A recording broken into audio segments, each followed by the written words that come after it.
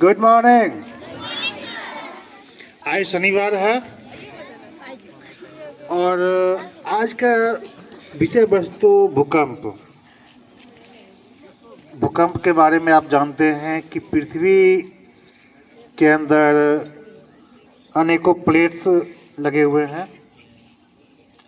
उन प्लेट्स के आपस में खिसकने से, टकराने से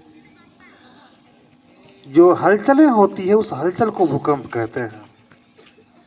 जिस जगह से भूकंप उत्पन्न होता है उसे आप अभिकेंद्र कहते हैं। क्या कहते हैं? अभिकेंद्र।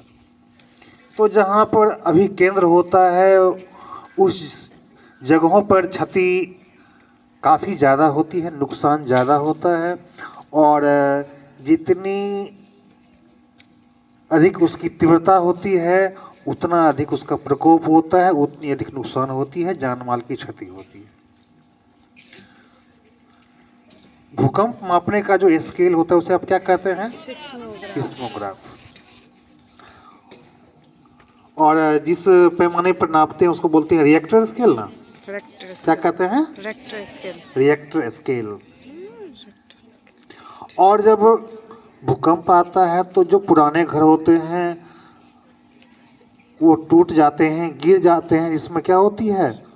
जान माल की क्षति होती है। यदि पुराना घर बना हुआ है हमारा तो हमें अपने घर के छज्जे पर किसी भी तरह का भारी गमला या भारी वस्तुएं नहीं रखनी चाहिए। हमें अपने घर के अंदर, प्रत्येक लोगों के घर में छज्जी होती है आगे की ओर, देखे हैं ना, जिसको लोग छज्जी या छज्जा कहते हैं। घर के अंदर भी उस छज्जे पर बाहरी किनारे पे किसी भी तरह का भारी भरकम वस्तु जैसे लोग अचार का बोतल जो बड़ा वाला होता है जार, उसको रख देते हैं। यदि भूकंप आएगा, आप निकलने का प्रयास कर रहे हैं और वो डब्बा जो है यदि गिर जाती है, यदि आपके सिर के ऊपर गिर जाएगा तो क्या होगा? आप जोखिम हो जाएंगे।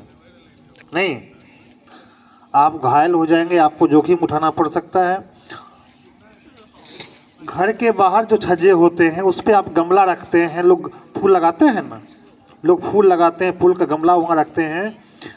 और जो छोटी छोटी गलियाँ होती है, सकरी गलियाँ होती है, उसमें जो पुराने घर हैं, यदि पुराने घर गिर जाते हैं तो क्या होता है कि लोगों का आने जाने का रास्ता बाधित होता है। क्या होता है? आने जाने का रास्ता बाधित होता है। इसीलिए हमें अपने घर के आसपास के जो रास्ते होते हैं उसे क्या करना चाहिए? उसको चौड़ा करना चाहिए। रास्ता कैसा होना चाहिए? चौड़ा होना चाहिए। और प्रत्येक आवासीय स्थल के आसपास में खुला मैदान होना चाहिए। जब भूकंप आता है तो हम लोग क्या करते हैं? अपने घर से निकलते हैं और घर से निकलने के बाद खुले मैदान में आ जाते हैं। छोटे बच्चे शांत रहेंगे। और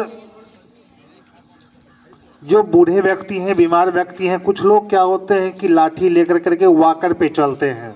जो बूढ़े लोग होते हैं, कुछ लोगों के जिनके पैर टूट जाते हैं, वो क्या करते हैं? वॉकर पे चलते हैं। तो हमें वैसे बीमार लोग और अस्वस्थ लोगों की ख्याल करनी चाहिए। और यदि वैसे लोग निकलने में सक्षम नहीं है तो हमें वैसे लोगों को उठा करके बाहर ले आना चाहिए। कब तक? कहाँ लाना चाहिए? खुली जगहों पे लाना चाहिए। और कब तक वहाँ रहना चाहिए? कभी कभी होता क्या, भूकंप का एक झटका खत्म होने के बाद पुनः उसका झटका आता है। किसका झटका? भूकंप का झटका। कभी कभी भूकंप आता है तो कुछ लोगों को एहसास होता है और कुछ लोगों को एहसास नहीं होता है। हम सब लोग यहाँ पर 2015 में जो भूकंप आया था, जिस भूकंप को हम लोग वाकई में काफ़ी अच्छे तरीके से एहसास किया था।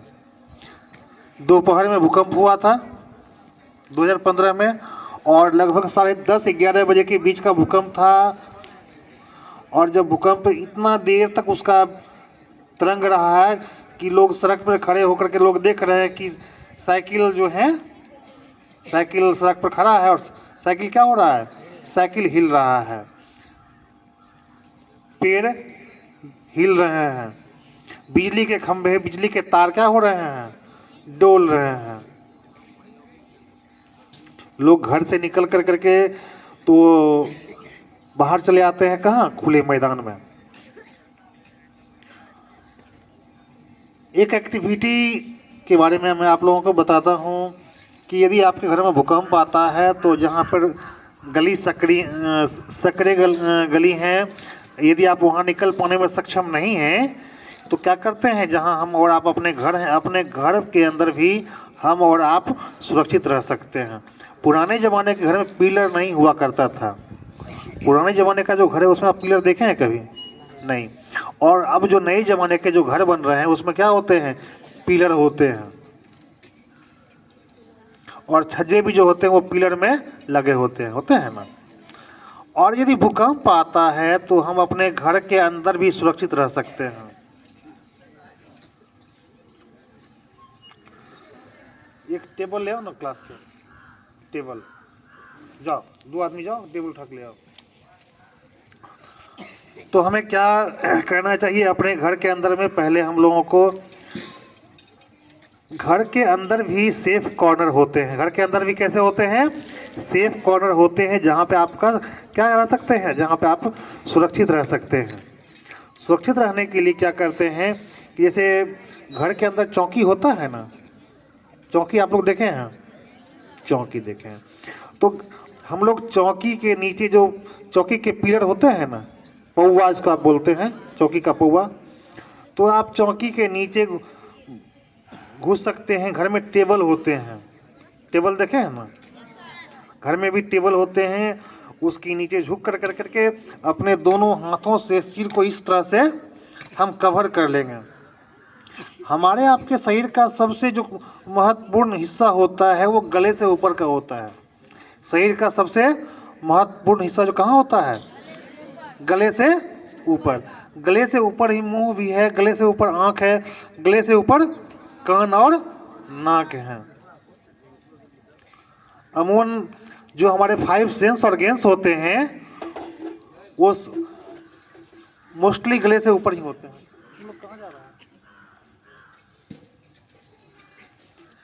एक आदमी झुक कर के पकड़ेगा, वो पकड़ेगा।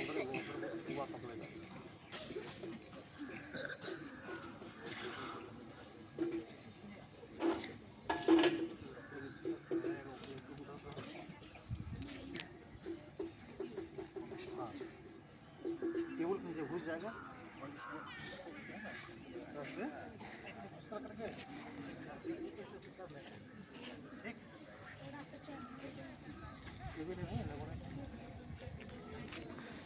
तो क्या करना है, जब भूकंप आती है तो जहाँ पर पतले पतले सकरे गली होते हैं, हमें तो घर से नहीं निकलना चाहिए, हमें घर से नहीं निकलना चाहिए। यदि कोई बीच में घर ही हमारे आपके ऊपर गिर जाएगा तो क्या करेंगे, हम लोग उसमें चिपा के मर सकते हैं। और टेबल है, चौकी है, पलंग है, अब तो दीवान वाला पलंग आ गया है। दीवान वाले यदि पलंग नहीं है और जो नीचे प्लेन खाली पलंग होता है वैसा वाला पलंग हमारे लिए बेहतर हो सकता है। चौकी हमारे लिए बेहतर हो सकता है, टेबल हमारे लिए बेहतर हो सकता है। तो क्या करते हैं, सबसे पहले हम लोग अपने सिर को कवर करते हैं, सिर को कवर करते हैं, सिर को कवर करते हैं कि हमारे माथे के ऊपर कुछ भी ना गिरे, माथे के ऊपर कुछ भी ना गिरे।